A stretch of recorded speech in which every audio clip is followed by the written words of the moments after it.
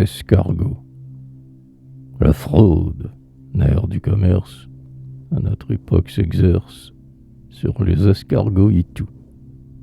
Ainsi des gens, sans vergogne, en déclarant de Bourgogne ce qu'ils cueillent n'importe où. Tel escargotier cupide, dans une coquille vide et bourguignonne, vous vend un escargot fantaisiste. C'est le jeu du fabuliste, paré des plumes du port.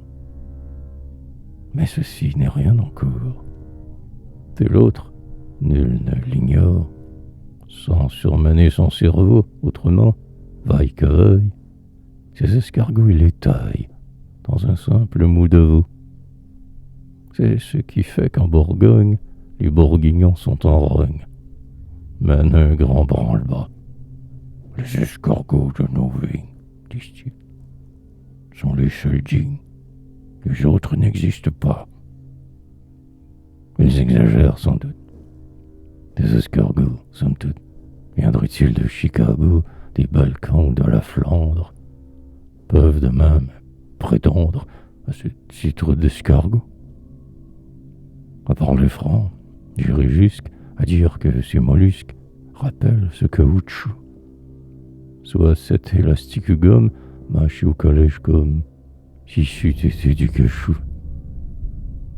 Mais la savante industrie des vatelles de ma patrie est admirable à ce point qu'il vous ferait, ma parole, bouillie dans leur casserole, manger votre propre poing.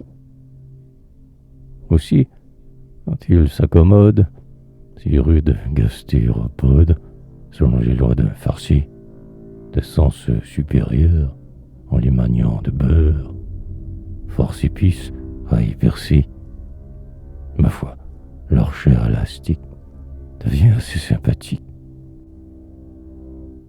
Tout dépend de la façon. Ici, plus qu'ailleurs, j'estime que c'est la sauce qui prime et fait passer le poisson.